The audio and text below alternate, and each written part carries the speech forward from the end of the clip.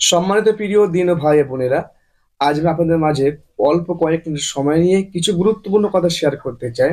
কথা হচ্ছে বন্ধুগণ, যে আপনার সন্তানকে কিভাবে আপনার বাধ্যগত করবেন, কিভাবে তাকে দিনদার মুত্তাকি একজন সহনশীল নেককার সন্তান হিসেবে গড়ে তুলবেন, সে বিষয়ে কিছু কথা আপনাদের সামনে শেয়ার করতে চাই।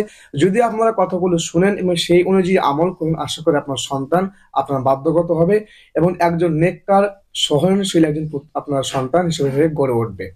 আসুন বন্ধুরা শুরু করা যাক। বন্ধুরা, প্রথমত আপনাকে আপনার সন্তানকে হারাম খাদ্য থেকে তাকে দূরে রাখতে হবে। হারাম খাবার থেকে তাকে দূরে রাখতে হবে। কারণ বন্ধুগণ, যে হারাম খাদ্যের মাধ্যমে তার অভ্যাস, তার স্বভাবটা খারাপ হয়ে যায়। আর হারাম খেয়ে লালিত পালিত শরীর এটা জান্নাতে যাওয়া উপযুক্ত নয়। ঠিক আছে? আপনার সন্তান যেহেতু ছোট, তারা বুঝ না থাকার কারণে সে হয়তো অনেক সময় পোকামাকড় বা কোনো নোংরা জিনিস সে গালে তুলে নিতে পারে। তো সেই সময় কিন্তু তার মা কিন্তু তাকে বলে থু থু ফেলে দাও। তো মায়ের এই আদেশ কিন্তু সে শুনে, আর শোনা অনুযায়ী বাচ্চাটা কিন্তু সেই নোংরা জিনিস বা পোকামাকড় গাল থেকে ফেলে দেয়। ঠিক তদ্রুপ ভাবে তাকে হারাম জিনিস থেকে এভাবে তাকে বিরত রাখতে হবে। সে যদি অজানা সত্ত্বেও কোনো হারাম জিনিস হাতে তুলে নেয় বা মুখে তুলে নেয়, তাকে বিরত রাখতে হবে, তাকে বলে বোঝাতে হবে। এটা পিতা হিসেবে এবং মাতা হিসেবে এবং বাড়ির গার্জিয়ান হিসেবে আপনার দায়িত্ব ও কর্তব্য। আবু হুরায়রা রাদিয়াল্লাহু তাআলা আনহু থেকে বর্ণিত, তিরমিজি শরীফের একটা হাদিস, যে হাসান রাদিয়াল্লাহু তাআলা আনহু রাসূলুল্লাহ সাল্লাল্লাহু আলাইহি ওয়াসাল্লামের সঙ্গে বা সাথে ছিলেন। সে সময় তিনি সাদগার খেজুর থেকে একটি খেজুর নিয়ে মুখে তুলে নেন। রসুল্লাহ সাল্লাল্লাহু আলাইহি সাল্লাম বলেন, থু থু ফেলে দাও। মানে থু থু বলে ফেলে দিতে বললেন। বললেন, তুমি জানো না আমরা সাদগা জিনিস খাই না?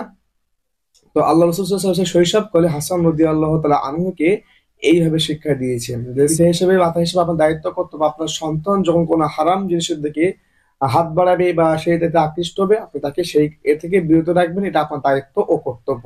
পিতা মাতার স্বভাব যেমন হবে, সন্তান তখন সেই তেমনি স্বভাব হবে। আরেকটি বিষয় হচ্ছে, যখন কোনো মায়ের মানে গর্ভে সন্তান থাকে, তখন সেই মাকে বিভিন্ন বিষয় মেনে চলতে হয়। হারাম খাদ্য থেকে, হারাম বস্তু থেকে দূরে রাখা। কারণ তারা মায়ের স্বভাব যেমন হবে, সন্তানের ক্ষেত্রে ঠিক তেমনি হবে। সেই জন্য এটা মাকে অন্তত মেনটেন করে চলতে হবে। আপনারা ফলো করে দেখবেন, বর্তমান সময় আপনারা যদি কোনো বড় ডাক্তারের কাছে চলে যান, সেই ডাক্তার কিন্তু জিজ্ঞাসা করে যে এই রোগটি আপনার পূর্বপুরুষে হয়েছিল কিনা, আপনার আগে পূর্বপুরুষে এই রোগটা ছিল কিনা, জিজ্ঞেস করে। কেন? কারণ যদি আপনার পূর্বপুরুষের সেই রোগ থেকে থাকে, তার প্রভাব আপনার উপর আসতে পারে। ঠিক তদ্রুপ ভাবে আপনি গার্জিয়ান হিসেবে, আপনি পিতা হিসেবে, আপনি মাতা হিসেবে যদি আপনি মানে বদ অভ্যাসে হারাম খাদ্যে আপনি জড়িত থাকেন, তাহলে আপনার সন্তানের উপর সেই প্রভাবটা, সেই ইফেক্টটা পড়তে পারে। সেই জন্য আপনি পিতা হিসেবে, মাতা হিসেবে আপনার দায়িত্ব কর্তব্য সমস্ত হারাম খাদ্য থেকে, সমস্ত নোংরা জিনিস থেকে বিরত থাকা। নিজেদের, আমাদের গার্জিয়ানদের পরিবর্তন হতে হবে, নিজেদেরকে চেস করতে হবে। তাহলে আমাদের সন্তানরাও আমাদের দেখা দেখে তারাও পরিবর্তন হয়ে যাবে।